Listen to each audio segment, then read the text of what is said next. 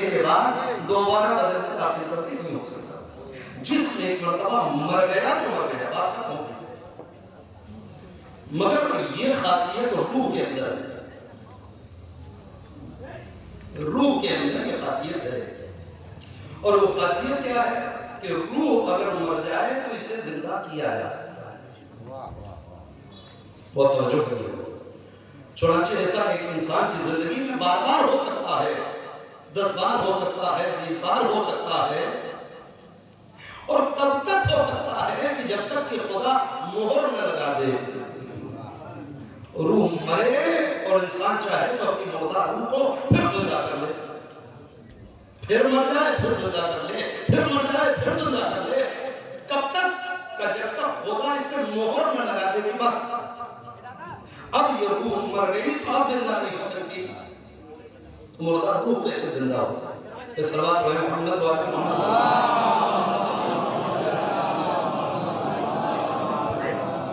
دیکھیے گزارش کی جا رہی ہے، ایک بار میں پھر کہہ رہا ہوں، تھوڑا تھوڑا اللہ جگہ بنا دے. محمد باہر ہے، تھوڑا تھوڑا اور جگہ بنائیں انشاءاللہ. خدا آپ کے لیے کوئی جگہ بنائے. یہ صلوات پڑھیں محمد و آل محمد. ایک اور صلوات پڑھیں محمد و آل محمد.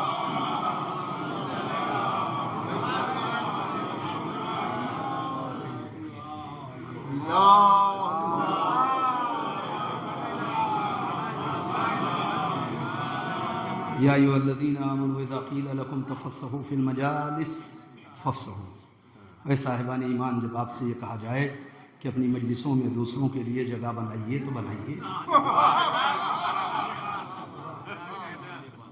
تفسحوا فی المجالس، اپنی مجلسوں میں جب آپ سے کہا جائے، قیل لکم یا ایھا الذین آمنوا، اے صاحبان ایمان، اذا قیل لکم، جب آپ سے یہ بات کہی جائے، تفسحوا فی المجالس، کی اپنی مجلسوں میں دوسروں کے لیے وسعت پیدا کریں، جگہ بنائیں.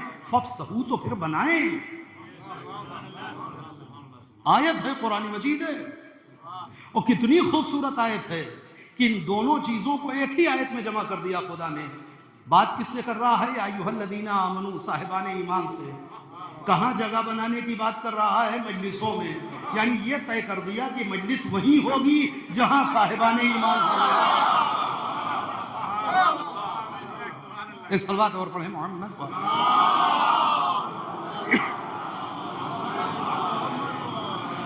اور دیکھیں خدا کا مزاج یہ ہے کہ اس نے فری میں آج تک کسی سے کوئی کام کرایا ہی نہیں. یہ بہت کام کی بات بچوں کو بتا رہا ہوں. کبھی وہ کوئی ایک چھوٹے سے چھوٹا کام بھی فری میں نہیں کراتا. ایک ذرے کے برابر بھی اگر اس کے لیے کسی نے کام انجام دیا تو اس کا اجر رکھتا ہے، اجر دیتا ہے. اگر اجر دے رہا ہے یعنی فری میں نہیں کرا رہا. تو پروردگار ہم نے ٹھیک ٹھاک چھانٹ کے اپنے لیے جگہ لی تھی، پہلے آئے تھے.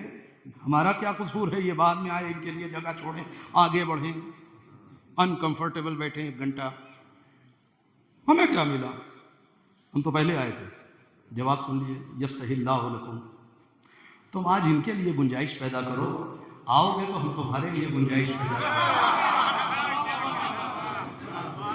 فری نہیں کہہ رہے. تو اگر 2-4 انچ آگے پیچھے ہونے میں جنت کی گنجائش بن رہی ہے. ایک صلوات اور پڑھ لیں محمد و آل محمد.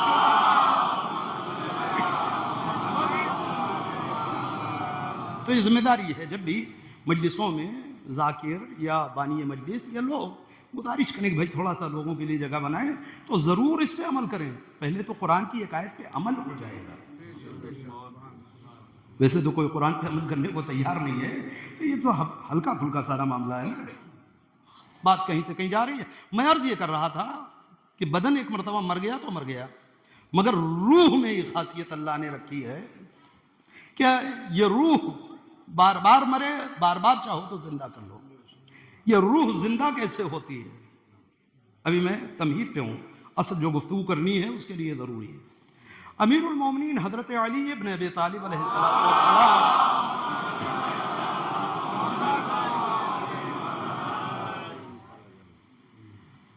ایک خط ہے امام کا، نہج البلاغہ میں امام حسن کو لکھا ہے. وہ توجہ کریے گا، امام حسن کو خط لکھا ہے کس نے؟ خود امیر المومنین. ایک ٹھیک ٹھاک خط ہے، اس میں کچھ چیزوں کے اوپر گفتگو کرتے ہوئے ایک جملہ کہتے ہیں کہ میرے لال فحیی قلبک بالموعظہ. یہ بات یاد رہے کہ جب بھی دل مرنے لگے، اچھا ظاہر ہے یہ بھی امام ہے، یہ بھی امام، یہاں اس کی گنجائش نہیں ہے، یہ ہمارے لیے ہے کہ جب دل مردہ ہو جائے تو کیسے زندہ ہوگا؟ امام کہتے ہیں بالموعظہ، موعظے کے ذریعے سے مردہ دلوں کو زندہ کر لیا کرو. دل یعنی روح، دل یعنی نفس انسانی، قلب قرآن مجید، عربی زبان، احادیث، روایتیں جب بھی لفظ قلب کہتی ہیں، یہ بار بار کہہ چکا ہوں، جب بھی لفظ قلب آ جائے، قلب یعنی روح انسان. امام فرماتے ہیں کہ جب بھی روح مرنے لگے، دل مردہ ہونے لگے، تو اس کا ایک طریقہ ہے موعظے کے ذریعے سے مردہ قلب کو دوبارہ زندہ کر لو. اب اس میں اور بھی کئی باتیں اور کئی فارمولے امام نے اسی خط میں بیان کیے ہیں. اگر آپ چاہیں تو یہ میرے موضوع سے باہر ہے، میں آپ کو ایڈریس دیتا ہوں. 31 نمبر کا یہ خط ہے نہج البلاغہ میں، کہ جو امام علی نے جناب امام حسن کے نام لکھا ہے. اس میں بہت سارے ایسے فارمولے ہیں. تو مردہ روح کو کیسے زندہ کیا جا سکتا ہے؟ بالموعظہ، موعظے کے ذریعے سے جو مردہ دل ہوتے ہیں وہ پھر دوبارہ زندہ ہو جاتے ہیں. توجہ کریے گا، موعظہ کیا ہے؟ وہی واعظ و نصیحت جسے کوئی سننا ہی نہیں چاہتا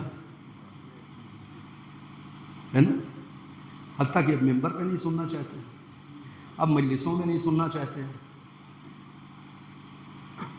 اگر موعظہ کر دیا جائے مجلس میں، وہ کوئی ذاکر جو ہے وہ واعظ و نصیحت کرنے لگے، وہ کہیں گے یہ صاحب کیا مزہ نہیں آیا مجلس میں، لطف نہیں آیا مجلس میں. وہ کچھ نعرے شارے لگتے تب پھر کچھ بات بنتی ہے. ایک یا سیدھی سی بات. توجہ، اگر سیوں چالسی اور برسی اور چھماہی اور دسویں کی مجلسوں میں بھی اب موعظہ نہیں ہوگا تو ہوگا کب؟ یہ بتائیں. پھر دلوں کی زندگی کا سامان کہاں ہوگا؟ پھر مردہ روحوں کو کہاں زندہ کیا جائے گا؟ ہے نا. اچھا، خطیبوں کا بھی معیار اسی پہ طے ہو رہا ہے. معذرت برا لگے اگر کوئی موعظہ کرنے لگے، البتہ یہ کہ بہت ساری باتیں ہم کنیکٹ نہیں کر پاتے، اس لیے جو ہے کسی چیز کے دشمن ہو جاتے ہیں، کسی چیز کے محبوب بن جاتے ہیں. موعظہ کرنے والے کو کیا کہتے ہیں؟ وائز. توجہ کریے گا، جتنے پرانے بڑے بڑے خطبہ نکلے ہیں، پورا وائزین تھا کہ جو وائز بنا بنا کے نکالتا تھا. ان کا کام کیا تھا؟ موعظہ کرنا. امیر المومنین خطاب کر رہے ہیں، جتنے خطبے امیر المومنین کے آپ اٹھا کے پڑھیں، اس میں ہے کیا سوائے موعظے کے؟ تو اگر آج کے اعتبار سے جانچے جائیں تو یعنی اچھے خطیب نہیں ہیں معاملے. اس قدر ضروری ہے، توجہ کریے گا، کہ امیر المومنین جیسا امام وقت، امیر المومنین جیسا معصوم امام، امیر المومنین جیسا حجت خدا. ایک صحابی ہے امام کے جن کا نام ہے ساسا ابن سوہان. ساسا ابن سوہان بلا کے خطیب، بہترین بولنے والا اور بہترین شاعر بھی، اور امیر المومنین کے بہت ہی اچھے صحابیوں اور ساتھیوں میں، بہت ہی قریبی لوگوں میں. اتنا اچھا بولتے تھے کہ علی جب بھی ملاقات ہوتی تھی اور موقع سے آگے وہ فرصت میں ہیں تو امام نیچے بیٹھ جاتے تھے، کہتے تھے ساسا بڑے اچھے موقع سے آئے ہو، مجھے موعظہ کرو. امام کو موعظے کی کیا ضرورت؟ حد یہ ہے کہ اگر ایسا کافی دن ہو جائے اور کوئی ایسا نہ ملے تو امام حسن کو بٹھا دیتے تھے کہ بیٹا میں نیچے بیٹھتا ہوں، تم ذرا اوپر جاؤ ممبر پہ، مجھے موعظہ کرو. کیوں؟ اس لیے کہ ہر نفس کو موعظے کی ضرورت ہے. امام حسن تو اولاد صحیح مگر پھر امام ہے، معصوم ہے نا، علم وحبی کے مالک ہے، مگر ساسا کے پاس جو کچھ ہے وہ علی ہی سے سیکھا ہوا ہے. مگر موعظے کا کمال یہ ہے، انسان کا مزاج یہ ہے نا کہ انسان، یہ ایک وجہ ہے، دیکھیے اس کو 100% مت مانیے گا، بہت سے لوگوں نے اس کی بحث کی ہے کہ انسان کو انسان کیوں کہتے ہیں. انسان کو انسان کہا ہی کیوں جاتا ہے؟ تو اس میں ایک نظریہ یہ ہے کہ لِأَنَّهُ يُنْسَى، اصل میں انسان کو انسان کہا ہی اس لیے جاتا ہے لِأَنَّهُ يُنْسَى، کیونکہ یہ بھولتا ہے۔ ایک صفت اس کے اندر ہے کہ یہ باتوں کو بھول جاتا ہے۔ خدا نے اس کے اندر رکھا ہے کہ یہ کچھ دنوں کے بعد ایک بات کو بھول جائے، بھول جاتے ہیں۔ توجہ کریے گا، جتنے لوگ حافظین قرآن ہیں آپ ان سے ملیں، ان سے پوچھیں کتنی مشق کرنے کے بعد قرآن مجید حفظ کیا ہے، ان سے پوچھیں کہ اب کہتے ہیں اگر مہینے میں ایک بار نہ دہرائیں تو بھولنے لگتے ہیں۔ بنایا خدا نے، ڈیزائن ایسی بنائی ہے انسان کی کہ یہ کچھ دنوں میں چیزوں کو بھول جاتا ہے۔ تو انسان کے انسان کہلانے کے پیچھے ایک نظریہ لوگوں کا یہ ہے کہ نسیان کی وجہ سے انسان ہے۔ اس کے اندر ایک خصوصیت ہے کہ چیزوں کو بھول جاتا ہے۔ اچھا، اس لیے انسان ہے، اس کا مطلب دنیا میں اس کے علاوہ جتنی مخلوق ہے وہ کبھی کچھ بھولتی نہیں ہے، اور واقعاً نہیں بھولتی۔ کسی جانور کو لے جا کر کے کسی گاؤں کا چکر لگا کے آپ لے آئیں، لا کر کے چھوڑ دیں، وہ پھر ٹھیک ٹھیک صحیح جگہ پہ پہنچ جائے گا۔ ہم لوگ اگر 2-4 سال کے بعد کسی ایسے گاؤں میں جانا ہوا جہاں 4 سال پہلے آ چکے تھے مجلس پڑھنے کے لیے، مگر 2-3 سال گزر گیا درمیان میں، تو پھر راستہ پوچھنا پڑتا ہے، تو بھول جاتے ہیں، انسان بھول جاتا ہے۔ توجہ کریے گا، جانوروں کے اندر یہ کمی نہیں ہے، قدرت نے اسے ایسا بنایا ہے کہ وہ کسی چیز کو نہیں بھولتے۔ حد یہ ہے کہ ریسرچ یہ کہتی ہے کہ دریاؤں کی تہ میں کچھ مچھلیاں ایسی ہیں کہ جو اپنا انڈا دینے کے لیے دریاؤں میں 1000 کلومیٹر تک کا سفر طے کرتے ہیں۔ 1000 کلومیٹر سے زیادہ۔ کیوں؟ وہ اپنے بچوں کے لیے، اپنے انڈوں کے لیے اتنی محفوظ پناہ گاہ ڈھونڈتی ہیں کہ اگر نہ ملے تو ہزاروں کلومیٹر تک چلی جاتی ہیں، اور پھر انڈا دے کر کے خیریت سے اپنی جگہ واپس آ جاتی ہیں۔ ہم تو جی پی ایس سے جاتے آتے ہیں، ان کے اندر کون سا جی پی ایس ہے؟ انہیں کون راستہ بتا رہا ہے؟ یہ بغیر بھولے بغیر بھٹکے جہاں سے چلی تھی، وہ بھی سمندر کی تاریکی میں، سمندر کے تہ میں جہاں سے چلی تھی، ٹھیک ٹھیک اسی جگہ کے اوپر آ گئے۔ ہر سال یہ چیز تو آپ پڑھتے اور سنتے رہتے ہیں کہ گرمی کا زمانہ جب آتا ہے تو فلاں ملک کے پرندے اڑتے ہیں اور کتنے ملکوں کو درمیان میں کراس کرتے ہوئے دوسرے ملک میں پناہ لیتے ہیں۔ جب یہاں بارش کا موسم ختم ہو کر کے کہیں اور آ جاتا ہے تو یہاں سے اڑتے ہیں وہاں چلے جاتے ہیں۔ یہ کون ہے کہ جو انہیں راستہ بتاتا ہے؟ کون ہے؟ کیونکہ اللہ نے انسان کے علاوہ کسی کے اندر یہ چیز نہیں رکھی کہ یہ چیزوں کو بھول جاتا ہے۔ بہت توجہ کریے گا کہ اس انسان کو حساس بنایا ہے، لہذا اس کی بقا کے لیے ضروری یہ تھا کہ اس کے اندر ایک صفت ڈال دی جائے کہ یہ چیزوں کو بھول جائے۔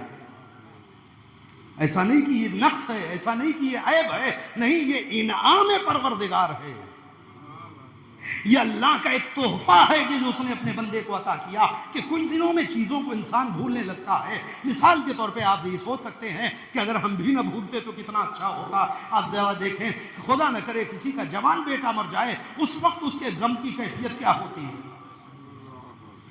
ہے نا؟ اس دن اس کے غم کی کیفیت کیا ہوتی ہے، اس کے حالات کیا ہوتے ہیں، 2 دن تک کیسا ہوتا ہے، مگر 1 ہفتہ جاتے جاتے دھیرے دھیرے صبر آنے لگتا ہے۔ 1 مہینہ گزرا، اب کچھ اور قرار آ گیا۔ 1 سال گزرا، اب کچھ اور مطمئن ہو گیا۔ فرق پڑتا ہے یا نہیں پڑتا ہے؟ یہ کس چیز نے فرق ڈال دیا؟ اسی بھولنے کی صفت نے کہ اب یہ دھیرے دھیرے اپنے غم کو بھول رہا ہے۔ اگر یہ صفت نہ ہو، بہت توجہ کریے، اگر یہ خصوصیت نہ ہو تو جیسا غم اس کے لیے پہلے دن رہے گا ویسے ہی زندگی کے ہر دن اس کے لیے غم تازہ رہے گا۔ لہذا اللہ نے انعام یہ کیا کہ انسان کو ایک تحفہ دیا کہ یہ چیزوں کو بھول جاتا ہے۔ جس چیز کو یاد رکھنا چاہے اس پہ استمرار کرتا رہے، محنت کرتا رہے، بار بار دہراتا رہے تو یادداشت بنی رہے گی۔ اب یہ بات دوسری طرف لے جائے گی مگر کہنا ضروری ہے، مگر اللہ نے یہ قیمتی تحفہ معصوم کو نہیں دیا۔ کسی معصوم کے اندر یہ صفت نہیں رکھی، وہ کبھی کسی چیز کو بھولتا نہیں، نہ نبی بھولتا ہے نہ امام بھولتا ہے۔ کیوں؟ اس لیے کہ ان سے ہدایت کا کام لینا تھا۔ اگر یہ بھی بھولنے لگ جائیں گے تو دین میں خرابی پیدا ہو جائے گی۔ لہذا اب مجبوری یہ ہے کسی معصوم کو بھولنے کی صفت سے منزہ بنا کے اس دنیا میں بھیجنا ہے۔ لہذا یہی وجہ ہے کہ آپ دیکھیں کہ معصوم کے لیے کوئی غم روز غم جیسا ہر دن ہوتا ہے. امام سجاد اگر 35 سال تک یوں ہی رو رہے ہیں خون کے آنسو تو کیوں رو رہے ہیں؟ جناب زینب کے لیے نہیں اور لوگوں کے لیے نہیں، امام کے لیے. کیوں؟ اس لیے کہ امام کا غم ہر دن ویسا ہی ہے جیسا عاشور کے دن. خوب، تو بات پھر کہیں نہ کہیں چلی جائے. میں عرض یہ کر رہا تھا کہ انسان ایک بات سن لیتا ہے پھر دھیرے دھیرے بھول جاتا ہے، لہذا نفس غالب آتا ہے، ذہن میں جو چیزیں ہیں وہ فراموش ہونے لگتی ہیں، لہذا بار بار انسان کو ان چیزوں کو سنتے رہنا چاہیے. امام کہتے ہیں کہ دیکھو جب دل مردہ ہونے لگے تو اپنے مردہ دلوں کو زندگی بخشو موعظے کے ذریعے سے. نہ یہ کہ کہہ رہے ہیں بلکہ ساسا جیسے صحابی کو منبر پہ بٹھا کے کہتے ہیں میں بیٹھتا ہوں مجھے موعظہ کرو. قرآن مجید میں خدا موعظہ کرتا ہے، خالق موعظہ کرتا ہے، معصومین موعظہ کرتے ہیں. کیا ہے موعظہ؟ موعظہ یعنی اس دنیا میں زندگی کیسے گزاری جائے. ایک صلوات پر محمد والے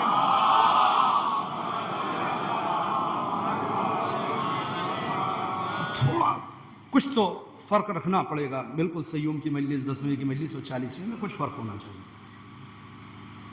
کیا ہے موعظہ؟ اچھا، دنیا میں جو بھی انسان آیا ہے وہ بالآخر اس دنیا میں زندگی گزارے گا. اب یہ زندگی چاہے اپنی مرضی کے مطابق گزار لے اور چاہے اللہ کی مرضی کے مطابق گزار لے، دونوں ہو سکتا ہے. یا 50-50 کر لے، کہیں پہ اپنی سن لے کہیں پہ اللہ کی سن لے، ہے نا؟ دونوں ہو سکتا ہے. کون سا طریقہ ہے؟ کا بہترین راستہ یہ ہے کہ معصومین سے پوچھا جائے کہ انہوں نے اپنی زندگی کے لیے کیا اصول مرتب کیے. بھئی یہ ایک اصول ہے اور مجلس تمام. ایک جاگتی ہوئی صلوات پڑھیں محمد والے محمد کے.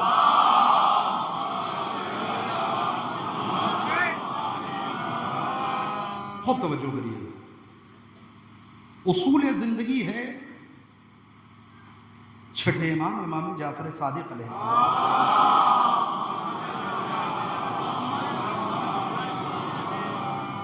چھٹے امام کا یہ اصول زندگی ہے. پوچھنے والے نے پوچھا، کہتا ہے مولا یہ بتائیں کہ آپ نے اپنی زندگی کی بنیاد کن چیزوں کے اوپر استوار کی ہے؟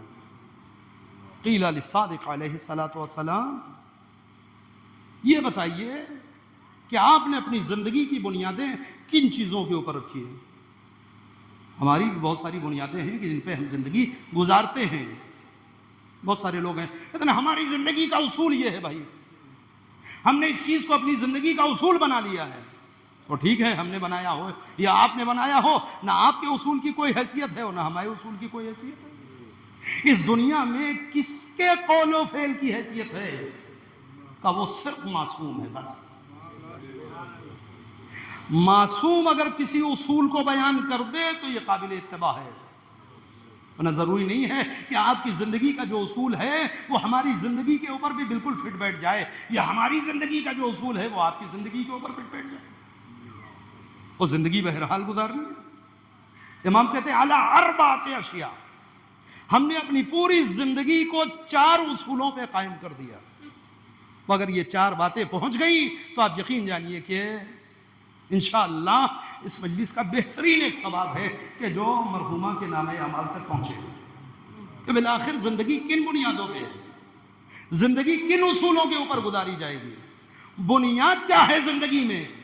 دولت کو بنیاد بنایا جائے، شہرت کو بنیاد بنایا جائے، اونچے خاندان کو بنیاد، کس چیز کو بنیاد بنا کے زندگی آگے بڑھے گی؟ امام کہتے ہیں زندگی کے 4 پائے علی اربعۃ اشیاء، 4 چیزوں کو ہم نے اپنی زندگی کا اصول بنا دیا. یہ 4 چیزیں کون سی ہیں؟ بہت توجہ کریے گا. چاروں پہ بہت ہی تفصیل سے گفتگو کی ضرورت ہے، مگر میں شاید ترجمے ہی تک آپ کو لے کے چلوں. یہ 4 چیزیں کون سی ہیں؟ پہلی، امام فرماتے ہیں علم. تو بہت توجہ کریں بزرگ، معذرت کے ساتھ جو چھوٹے بھائی اور بچے مجھے نظر آ رہے ہیں. کیوں؟ اس لیے کہ یہ طے ہے کہ مرنا سب کو، اور جب مرنا ہے تو حساب دینا ہے، کوئی تکلف نہیں. مرنا ہے تو خدا کے حضور پہنچنا ہے، خدا سے ملاقات کرنی ہے، یہ طے ہے. اور جب طے ہے تو زندگی کو کسی اصول پہ قائم کیا جائے گا. بے اصول زندگی کوئی زندگی ہے؟ کوئی اصول ہی نہیں زندگی کے ساتھ. امام فرماتے ہیں اعلیٰ اربعۃ اشیاء، 4 چیزیں وہ ہیں کہ جن پہ ہم نے اپنی زندگی کا اصول قائم کر دیا. پہلی، علم تو، بہت توجہ کریے، علم تو ان عملی لا یعملہ غیری فاجتہدت، میں نے یہ بات جان لی کہ میرے اعمال میرے علاوہ کوئی دوسرا انجام نہیں دے گا. فاجتہدت، تو میں لگ گیا اپنے اعمال انجام دینے میں. یہ زندگی کا ایک پہلا اصول، بہت توجہ کریں. یعنی جب یہ بات سمجھ میں آ گئی کہ جو میرے اوپر اعمال فرض کیے گئے وہ ہم ہی کو ادا کرنا ہے. ایسا نہیں ہے کہ ہم یہاں رہیں گے ٹھاٹ سے اور کسی سے پیسے کے ذریعے سے نماز پڑھاتے رہیں گے. بادشاہوں کو نماز پڑھنے کی کیا ضرورت، روزہ رکھاتے رہیں گے، دوسروں پیسے والوں کو روزہ رکھنے کی کیا ضرورت، ہماری طرف سے کوئی اور حج کر لے گا، ہم ٹھاٹ سے اپنی مرضی کی زندگی گزارے. امام فرماتے ہیں نہ، یہ بات مجھے پتہ چل گئی کہ جو ہمارے اعمال ہیں وہ ہم ہی کو انجام دینے ہیں، اور جب ہم ہی کو انجام دینے ہیں تو میں سارا کام چھوڑ کے اپنی ذمہ داریوں کے اوپر لگ گیا. یعنی یہ طے ہے کہ انسان کو باعمل ہونا چاہیے. یہ زندگی کا پہلا اصول ہے. اب یہ چاروں مکمل ہوں گے تو ایک بات عرض کرنی ہے، توجہ کریے. یہ پہلا رکن ہے کہ اس کے اوپر ہم نے بنیاد ڈالی ہے. اچھا، کتنے لوگوں کو یقین ہے اس بات پہ؟ امام فرماتے ہیں علم تو، مجھے اس بات کا علم ہو گیا ان عملی، کی بے شک میرا عمل لا یعملہ غیری، میرے علاوہ کوئی انجام دے ہی نہیں سکتا. فاجتہدت، تو میں نے محنت اسی پہ لگا دی، کوشش اسی پہ لگا دی کہ اپنے اعمال انجام دے لوں. ہے نا، کچھ لوگ ہوتے ہیں زبانی جمع خرچ بہت ہوتی ہے، عمل کرنے میں پیچھے ہوتے ہیں. بولنے کو آئیں، خطبہ دینے کو آئیں، تقریر کرنے کو آئیں، لوگوں کو خطاب کرنے کو آئیں تو بڑی بڑی باتیں، مگر جب معاملہ عمل کا آ جائے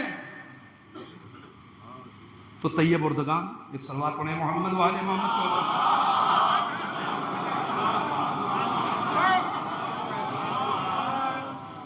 تو یہ ایک خارج میں ایک نمونہ نہیں ہے، ایسے نہ جانے کتنے ہم میں سے ہیں کہ جب خطاب کرنا ہو، دشمن سے کوئی گفتگو کرنی ہو تو بڑی لمبی لمبی، عمل کے میدان میں سب سے پیچھے.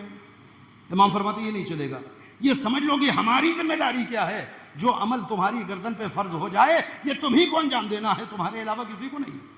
کوئی دوسرا اس عمل کو انجام دے ہی نہیں سکتا. لہذا پوری توجہ اپنے اعمال کی طرف لگا دو کہ تمہاری نماز کیسی ہونی چاہیے، تمہارا روزہ کیسا ہونا چاہیے، تمہارا حج کیسا ہونا چاہیے، تمہارا رکوع و سجدہ کیسا ہونا چاہیے، تمہارا ذکر کیسا ہونا چاہیے. پوری توجہ اس کے اوپر. یہ پہلا اصول زندگی کا. دوسرا، وعلمت ان اللہ تبارک و تعالی مطلع علی فاستحییت، اور میں یہ بات جان چکا ہوں کہ خدا میری ہر حالت کو دیکھ رہا ہے. فاستحییت، تو میں کوئی بھی عمل کرنے سے پہلے اس سے شرماتا بہت ہوں. مجھے بڑی شرم آتی ہے خدا سے کہ یہ جو کام کرنے جا رہا ہوں یہ خدا دیکھ رہا ہے. یہ زندگی کا دوسرا اصول ہے. بہت توجہ کریے گا.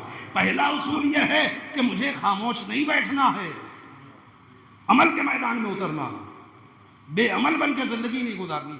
کیوں؟ اس لیے کہ اگر میرا عمل کوئی اور انجام دے سکتا تو میں بھی ٹھاٹ سے آج آرام کر لیتا کہ کوئی نہ کوئی عمل انجام دے گا. لہذا یہ طے ہے کہ میرے علاوہ میرا عمل کوئی نہیں کرے گا. میں عمل کے راستے پہ لگ گیا. دوسرا زندگی کا اصول، مجھے یہ بات پتہ چل گئی کہ خدا میرے حالات سے مطلع ہے، اور جب وہ ہر حالت کو دیکھ رہا ہے تو مجھے بڑی شرم آتی ہے کوئی قدم اٹھانے پہ کہ خدا مجھے دیکھ رہا ہے.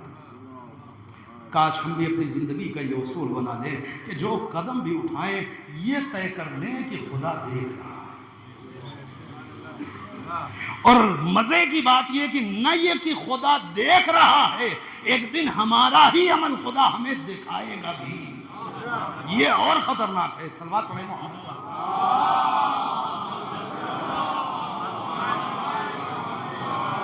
بہت توجہ کریے گا. اب یہ موعظہ میں نہیں کر رہا ہوں، یہ امام صادق کر رہے ہیں. یہ چھٹے امام کا موعظہ ہے کہ ہم نے اپنی زندگی کے 4 اصول قائم کر دیے اور اسی 4 اصول پہ زندگی گزار رہا ہوں. تم چاہو تو تم بھی اپنی زندگی کے 4 اصول قائم کرو کہ اپنے اعمال خود انجام دو. کوئی بھی قدم اٹھانے سے پہلے یہ یقین کر لو کہ خدا دیکھ رہا ہے، اور جب خدا دیکھ رہا ہے تو اس سے کچھ تو شرم کرو. اور نہ یہ کہ دیکھ رہا ہے، ایک دن دکھائے گا. فَمَن يَعْمَلْ مِثْقَالَ ذَرَّةٍ خَيْرًا يَرَهُ وَمَن يَعْمَلْ مِثْقَالَ ذَرَّةٍ شَرًّا يَرَهُ. ایک ذرے کے برابر بھی خیر کرو گے دکھائے گا. ایک ذرے کے برابر شر کرو گے دکھائے گا. دونوں تمہیں دیکھنا ہے. تمہیں دکھایا جائے گا کہ یہ آپ ہیں آپ. تو اللہ سے شرماؤ. 2. تیسرے بیچاروں تھوڑا سا گفتگو کر لوں لیکن تقریباً وقت تمام ہو گیا. وہ علیم تو سب میں علیم تو ہے, توجہ کریے گا. پہلا, مجھے علم ہو گیا کہ میرا عمل میرے علاوہ کوئی انجام نہیں دے گا تو میں لگ گیا عمل کرنے میں. مجھے علم ہو گیا کہ خدا میرے حالات سے ہر لمحہ باخبر ہے تو میں اس سے شرمانے لگا عمل انجام دیتے وقت. تو تیسرے, علیم تو ان رزقی لا یاکل غیری. ایک صلوات پڑھیں محمد والے محمد.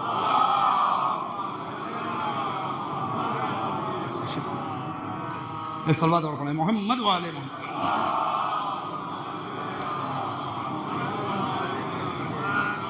تیسرا اصول زندگی کا, وعلم تو انا رزقی لا یاکلہ غیری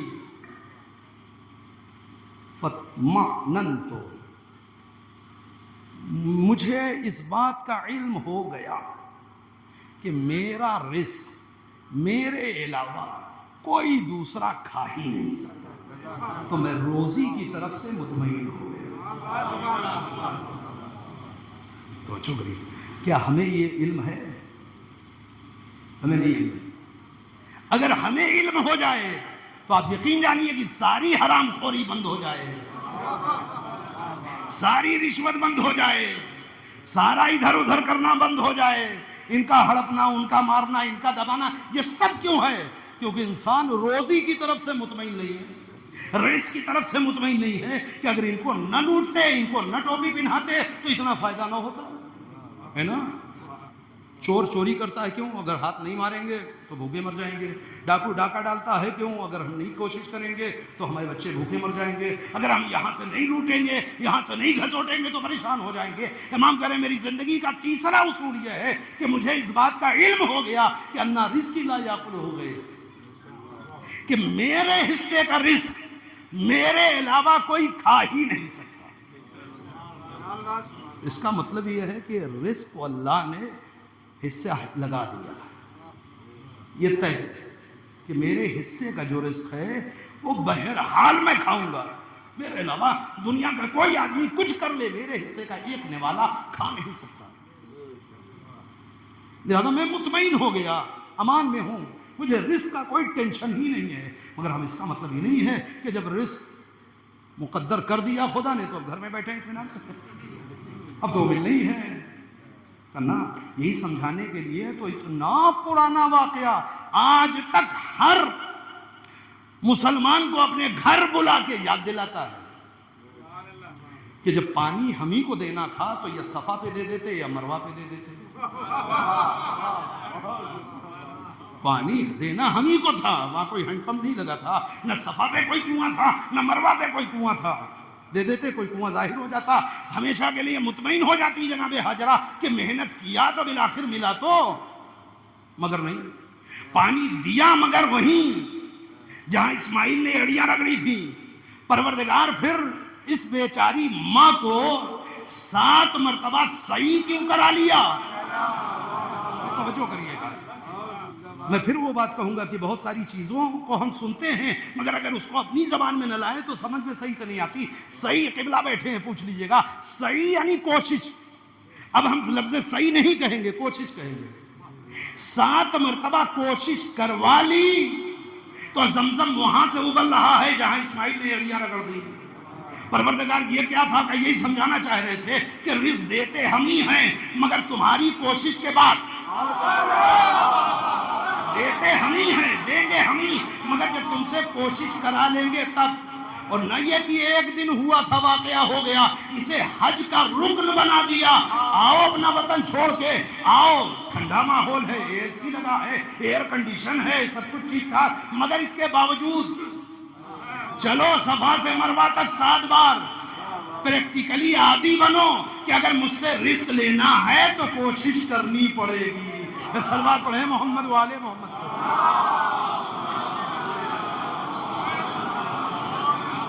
تمہارا کام ہے کوشش.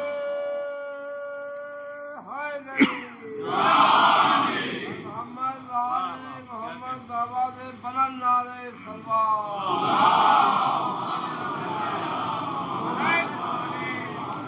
تمہارا کام ہے کوشش کرنا، تم کوشش کرو، لیکن رزق ہم دیں گے،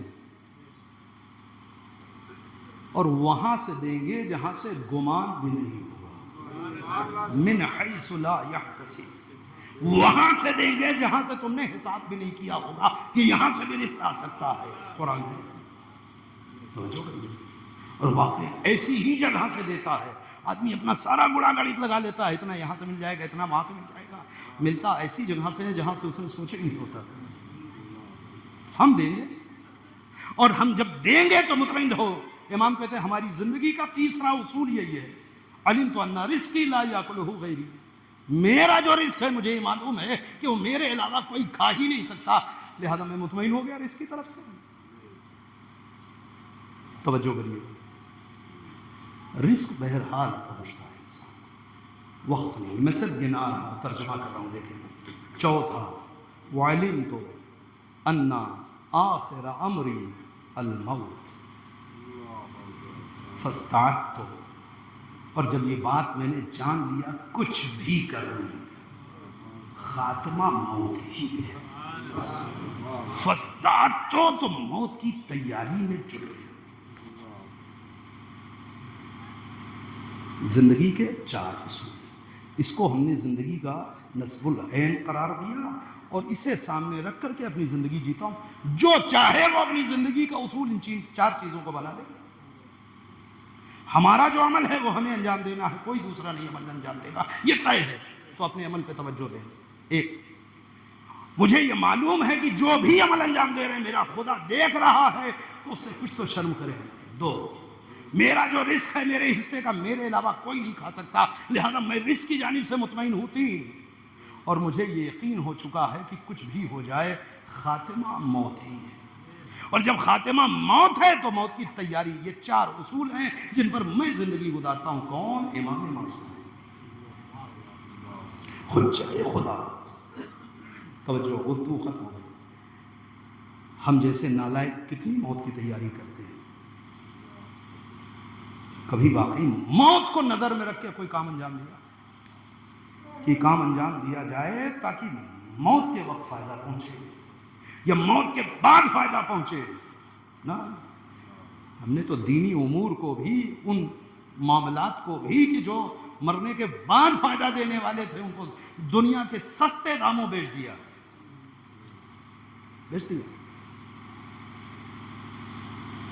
مثلا کسی کے مجلس میں جا رہے ہیں، اس کو دیکھ کر کے،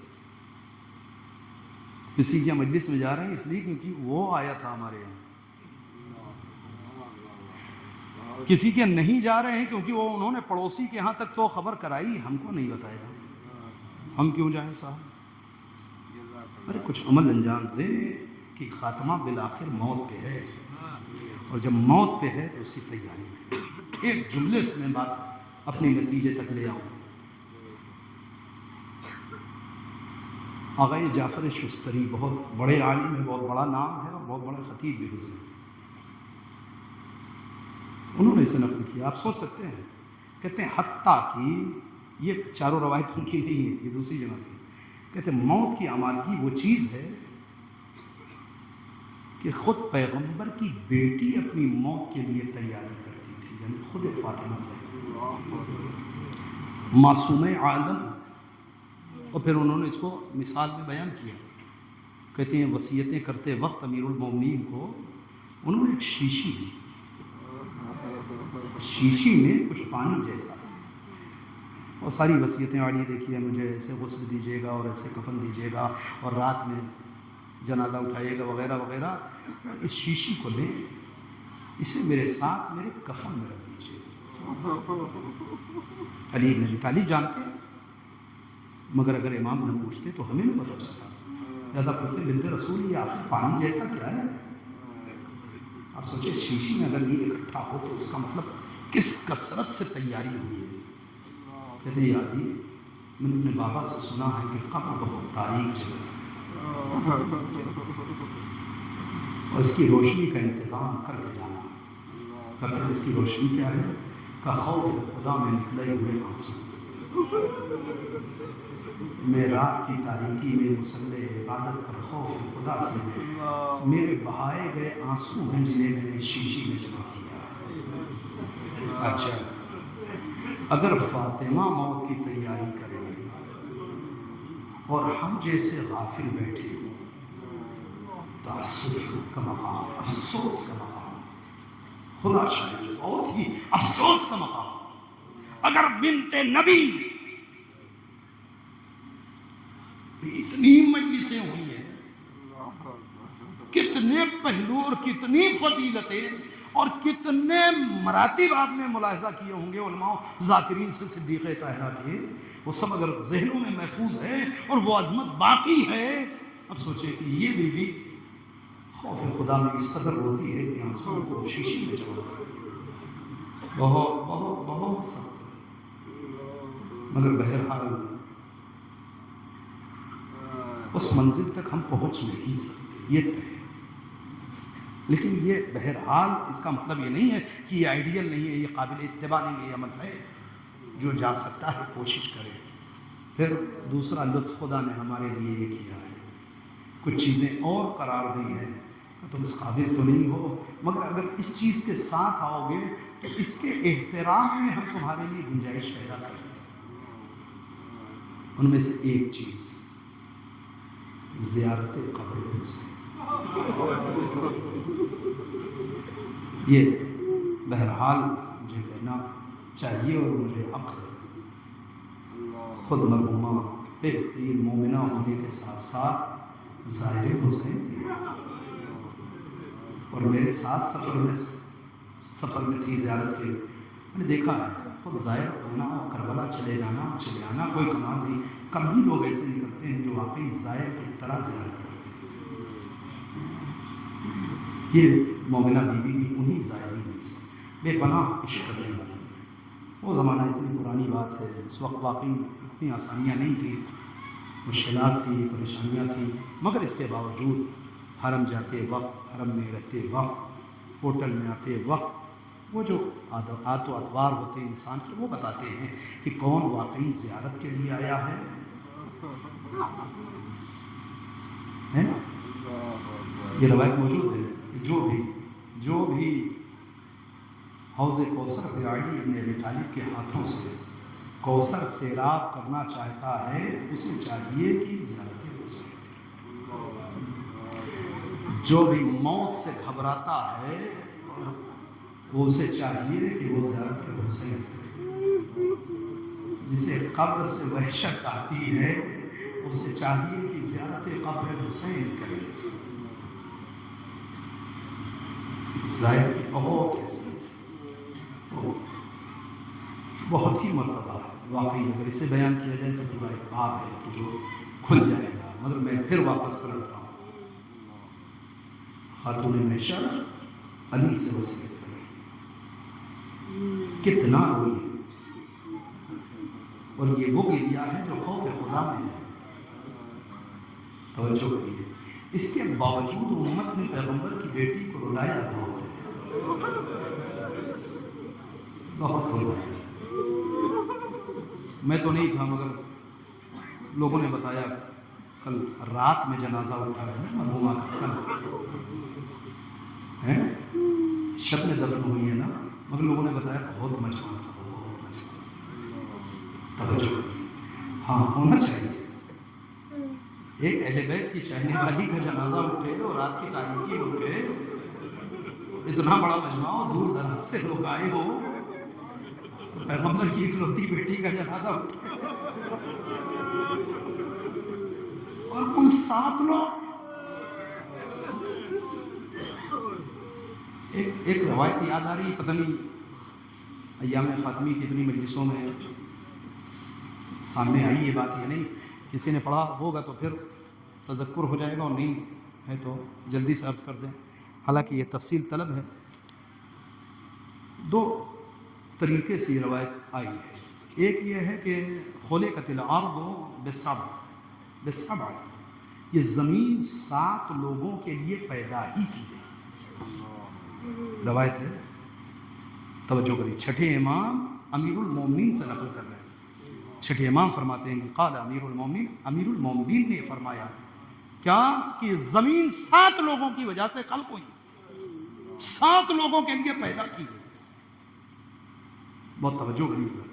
فی الحال جتنا پڑھ دے رہا ہوں اتنا ذہن میں رکھیے گا. کچھ اعتراض آ سکتے ہیں اور بعد میں پوچھ سکتے ہیں. اب وقت کے دامن میں گنجائش نہیں کہ میں اسے آگے لے کر کے جاؤں. کون؟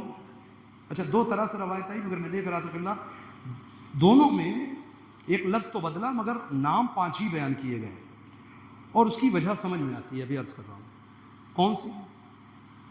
امام فرماتے ہیں کہ بہم انہی 7 لوگوں کے ذریعے سے ترزقون، بہم تنصرون، بہم تمترون. انہی 7 لوگوں کی وجہ سے تمہیں رزق دیا جاتا ہے. انہی 7 لوگوں کی وجہ سے اللہ تمہاری مدد کرتا ہے، تمہاری بات سن لیتا ہے. انہی 7 لوگوں کی وجہ سے بارش برستی ہے. منہم ان میں کون ہے؟ یہ 7 لوگ کون سے ہیں؟ منہم سلمان الفارسی و مقداد و ابو ذر و عمار و حذیفہ. بس یہ نام اتنے ہی ہیں 5. توجہ کریے یہیں پہ رکیے. وَأَنَا إِمَامُهُمْ اور میں ان کا امام ہوں. یعنی یہ اس 7 میں امیر المومنین نے شاید خود کو نہیں رکھا ہے. یہ 7 لوگ انہی کی وجہ سے رزق دیتا ہے خدا، انہی کی وجہ سے تمہاری دعاؤں کو سنتا ہے، تمہاری مدد کرتا ہے. انہی 7 کی وجہ سے بارش برستی ہے. بہت معتبر علماء نے اسے تحریر کیا ہے.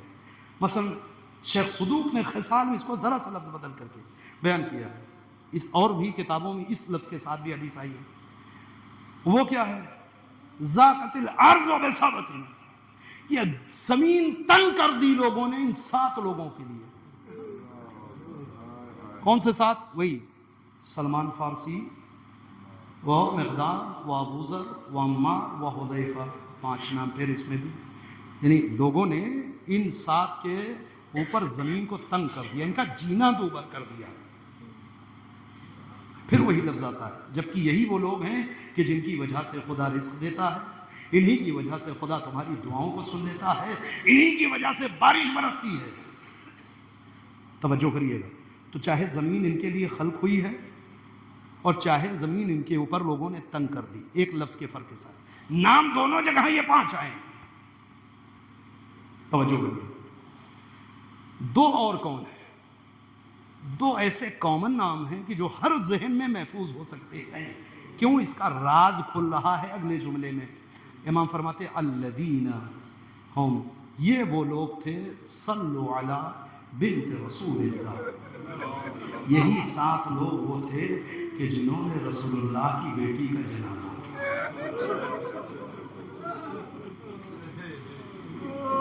یہ 7 لوگ وہ تھے کہ جنہوں نے رسول اللہ کی بیٹی کا جنازہ پڑھا تھا. 2 کون؟ ننھے حسن حسین. تو اسے بیان کرنے کی ضرورت نہیں ہے. حسنین تو موجود ہیں نا، باہر کے جو 5 تھے انہیں بیان کر دیا گیا. لہذا یہ 7 وہ ہیں کہ انہی کے صدقے میں خدا نے زمین کو خلق کیا اور تمہاری باتوں کو سنتا ہے، تمہیں رزق دیتا ہے، تمہارے لیے بارش برستی ہے. ایک یا یہ 7 وہ ہیں کہ جن کے اوپر دنیا تنگ کر دی لوگوں نے، جبکہ انہی کی وجہ سے اللہ رزق دیتا ہے، تمہاری نصرت کرتا ہے اور بارش کے قطرے برستے ہیں. کیوں؟ یہی وہ لوگ تھے کہ جنہوں نے رسول اللہ کی بیٹی کا جنازہ پڑھا تھا. بات کچھ یوں سمجھ میں آتی ہے کہ یہ اتنا بڑا ظلم ہو گیا اس زمین کے اوپر کہ اگر یہ 7 بھی نہ ہوتے اور رسول اللہ کی بیٹی کا جنازہ پڑھنے والا کوئی باقی نہ ہوتا تو شاید خدا پھر اس زمین کو ختم ہی کر دیتا کہ اس دنیا کا فائدہ ہی کیا ہے جس پر کوئی بنت ربی کا جنازہ پڑھنے والا نہ ہے. لہذا ان باقی لوگوں نے رسول اللہ کی بیٹی کے جنازے میں شرکت کر کے زمین کو ختم ہونے سے بچا لیا. ان کا صدقہ ہے کہ زمین باقی ہے، خدا بارش برسا رہا ہے، لوگوں کو رزق دے رہا ہے، لوگوں کی سن رہا ہے. کیوں؟ اس لیے کہ پیغمبر کی بیٹی کا جنازہ پڑھا نہیں. 7 لوگ. کیوں ایسا؟ کہ خود فاطمہ نے وصیت کر دی تھی علی کسی کو میرے جنازے میں آنے کی خبر نہ دے. اس قدر دل ٹوٹا ہے فاطمہ کا अली जिन लोगों ने मुझे अजियत पहुँचाई है ये न मेरी नमाज़ पढ़े न मेरे जनादे में शरीक हों न मेरे कफन दफन में इन्हें इत्तला न दी जाए। हाँ अजीज़ो ये फ़ातिमा ज़हरा हैं, इस कदर दिल बर्दाश्ता है। और कुछ ख़ास लोग हैं कि जो महरम राज हैं, लिहाजा जनाब अबू ज़र बयान करते हैं कि निस्फ़ शब गुज़र चुकी है। अच्छा अमीरुल मोमिनीन ने सबको रुखसत कर दिया ना, जो लोग दरवाजे पे आए हुए हैं, बस आखिरी 2-4 फ़िक्रे मजलिस तमाम हो गई। जो लोग दरवाजे पे आए हैं, भीड़ लगी है, बिलाखिर लोग मुंतज़िर हैं कि जनाजा उठेगा, तशरीह करेंगे, नमाज़ पढ़ेंगे, दफन किया जाएगा। मगर बिन्ते रसूल की वसीयत है, अभी उठे तो किसे किसे मना करेंगे, कैसे लोगों को रोकेंगे। लिहाजा अमीरुल मोमिनीन घर से बाहर आए, आकर के मजमे से ख़िताब किया, कहा देखें अभी बिन्ते पैगम्बर के अम्र में ताख़ीर है, लिहाजा आप हज़रात तशरीफ़ ले जाएँ। चूँकि रात थी, वो ज़माना वो था कि आमतौर से रात में जनाजे नहीं उठते थे, लोगों ने समझ लिया कि खुद ब खुद कि अब यकीनन सुबह ही जो होना है होगा, ज़्यादा लोग मुतमईन अपने अपने घरों को वापस हो गए। मगर जनाब अबू ज़र कहते हैं रात कुछ गुजर चुकी थी, किसी ने मेरे दरवाजे पे दस्तक दी, मैंने दरवाज़ा खोला तो अजब मंजर देखा। इमाम हसन बहुत छोटे से हैं ना, छोटा सा एक बच्चा, कहते मैंने देखा इमाम हसन मेरे दरवाजे के एक जानिब दीवार से सर लगाए सिसक रहे। मैं आगे बढ़ा, मैंने इमाम हसन को सीने से लगाया, मैंने कहा खैरियत तो और रात के इस पहर यहाँ। कहते चचा चले, बाबा ने बुलाया है, अम्मा को दफन करना। आहिस्ता आहिस्ता अमीरुल मोमिनीन ने लोगों को जमा किया। ये 5 लोग हैं कि जो इमाम हसन हुसैन अमीरुल मोमिनीन के अलावा ये 5 लोग हैं कि जो जनाब फ़ातिमा बिन्त पैगम्बर के जनाजे में शरीक हैं। खामोशी से जनाजा उठना है। हाँ तो बहुत दूर से ही जनाजा आया है, इसके बावजूद इतने लोग दूर दूर से आए। एहतराम से जनाजा उठा होगा, नमाज पढ़ी गई होगी, मजलिस हुई होगी, लोगों ने दफन किया होगा, मिट्टी दिया होगा, सब कुछ हुआ होगा। लोगों ने आगे बढ़ बढ़ करके उनके बच्चों को सीने से लगाया होगा, पुरसा दिया होगा ना। मैं समझता हूँ कि उनके बच्चों के लिए एक जुमला काफ़ी है कि आपको मुतमईन होना चाहिए। इतने लोग आपके गम में शरीक थे, मगर कोई ऐसा न था कि जो इमाम हसन को सीने से लगा के पुरसा दे देता, या इमाम हुसैन को सीने से लगा के पुरसा दे देता। हद ये है मजबूरी की कि अमीरुल मोमिनीन जब जनाजा लेकर गुस्ल के लिए जाने लगे तो बच्चे चीखने को हुए, इमाम आगे बढ़े, सबको सीने से लगा दिया। बच्चों रोने को मना नहीं करता, मगर जरा आहिस्ता रोना, इसलिए कि अगर पड़ोसियों तक खबर गई तो ये फिर आ जाएंगे। तारीख कहती है छोटे छोटे बच्चे अपनी आस्तीनों को दांतों से दबाए हुए घुट घुट के रो रहे। मैं 1-2 मंजरों मजलिस तमाम हो रही है दीदो। हाँ लेकर के जनाजा गए, अमीरुल मोमिनीन गुस्ल हो रहा है, वही इमाम की जो बच्चों को समझा के गया है कि आहिस्ता रोना। पता नहीं क्या हुआ कि अचानक चीख पड़े इमाम। अली जैसा साबिर खुद चीख करके रोया। जब बाहर आए सलमान कहते मैंने अली से पूछा मौला आप क्यों चीख करके रोए? इमाम ने गले में बाहें डाल दी। सलमान गजब हो गया, अरे बिन्ते नबी की पसलियां टूटी थी, मुझे भी आज तक फातिमा ने न बताया। जज़ाकुमुल्लाहु खैरन जज़ा। मजलिस तमाम हो गई। कैसे फातिमा जिंदा रही हैं 75 दिन या 95 दिन। मैं एक रवायत मजलिस तमाम हो रही है। आलम यह है कि फातिमा अगर दिनों में रोती हैं तो लोगों को दिक्कत होती है, दिन में रोती हैं तो दिन में लोगों को दिक्कत होती है। अली से पैगाम पहुंचाया है। ये जानबूझ करके मैं पीछे आ रहा हूँ एक रवायत एक मंजर नकल करने के लिए। अगर आप बर्दाश्त कर लें तो कर लें। तवज्जो करिएगा, इतनी मजलिसें पढ़ने की तौफीक हुई मगर इत्तेफाक से ये फ़िक्रा ज़बान पे नहीं आया। आप सुन लीजिए, तारीख कहती एक शख्स नकल करता है कि मैं अपने ऊँटों को चराया करता था। मैं ऊँटों को चराते चराते ओहद के मैदान तक चला गया। मेरे कानों में किसी बीवी के रोने की आवाज़ आई। मैंने सोचा कि चल के देखे कौन बीवी यहाँ रो रही है। मैं आहिस्ता आहिस्ता आहिस्ता आहिस्ता ओहद के मैदान से करीब हुआ। कहाँ मदीना, कहाँ ओहद का मैदान। तवज्जो करिएगा, कहाँ महल्ले बनी हाशिम और कहाँ मैदान ओहद। उस जमाने की बात है। कहता मैं करीब पहुंचा तो क्या देखा, सैयद शुहदा जनाब हमजा की कब्र पे एक नकाबपोश बीवी 2 बच्चों को लिए बैठी, 2 बच्चों को लिए बैठी है। کتنی قریب میں ہے قبر پیغمبر، مگر مدینے کے لوگوں سے اتنی وحشت ہے فاطمہ کو کہ بابا کی قبر پہ جانے کے بجائے اتنا باہر آتی ہے کہ جب میں نے آگے بڑھ کے دیکھا تو یہ کوئی اور نہیں حسن حسین تھے۔ میں سمجھ گیا کہ یہ مادر حسنین ہے، یہ بنت نبی ہیں۔ بچوں کو سمجھا رہی ہیں، اے بچوں تمہارے نانا کہاں چلے گئے، اے بچوں تمہاری خبر گیری کرنے والا پیغمبر کہاں چلا گیا، تمہاری ناز برداری کرنے والے نانا کہاں چلے گئے، دنیا نے ہم سے کیسے منہ پھیر لیا۔ ہاں دیدو یہ وطیرہ ہے، یہ طریقہ ہے فاطمہ کا۔ بات ختم ہو گئی۔ آخری فقرہ جس کے لیے زحمت دینا دی ہے آپ کو وہ یہ ہے کہ بعض علماء فرماتے ہیں ان ساری وصیتوں کے ساتھ ایک بڑی عجیب وصیت کر دی۔ بس 2 جملے ہیں دیدو، مجلس تمام ہو گئی۔ بڑی عجیب وصیت فاطمہ نے کر دی، اور وہ فاطمہ نے وصیت کی، یا علی آپ جانتے ہیں کہ مجھے تاریکی سے بڑی وحشت ہوتی ہے، مجھے تاریکی سے وحشت ہوتی ہے۔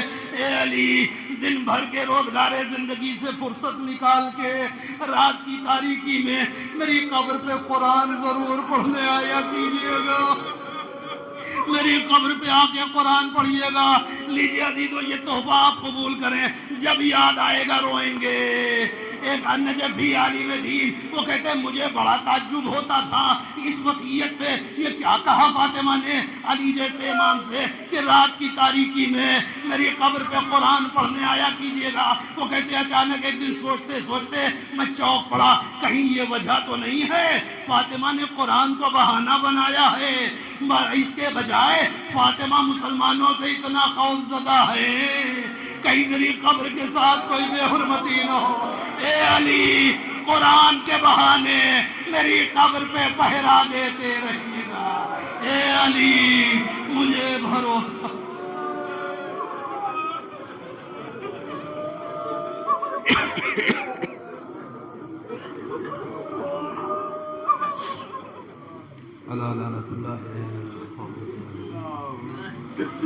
ربنا تقبل منا انك انت السميع العليم، ہمارے اس عمل کو قبول فرما، ہمارے گناہ کبیرہ اور صغیرہ کو بخش دے، ہمیں اس وقت تک دنیا سے نہ اٹھا جب تک کہ تیری والے محمد کی ذات ہم سے راضی و مشہور ہو جائے۔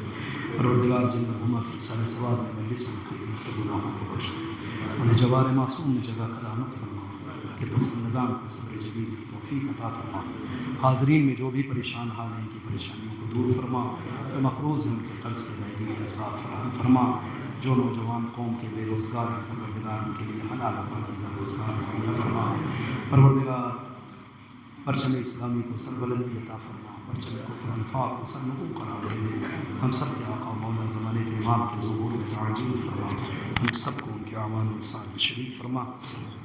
ایک بار اور گزارش ہے سورہ حمد اور 3 بار سورہ اخلاص کی تلاوت فرمائیں، اور اس کا ثواب رقیہ بیگم کربلائی بنت مرحومہ بنت اختر حسین مرحوم کربلائی کے روح کو حصہ کریں۔ اللهم صل على محمد وعلى محمد وعجل فرجهم، اللهم صل على محمد،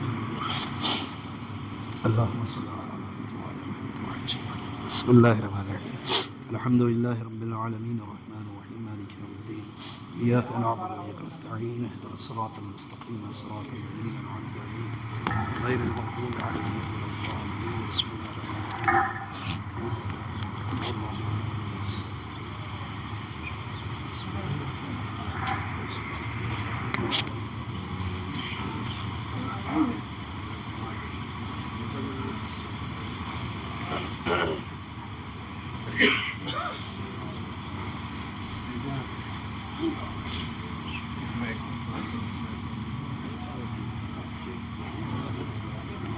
چار کو معصوم بسم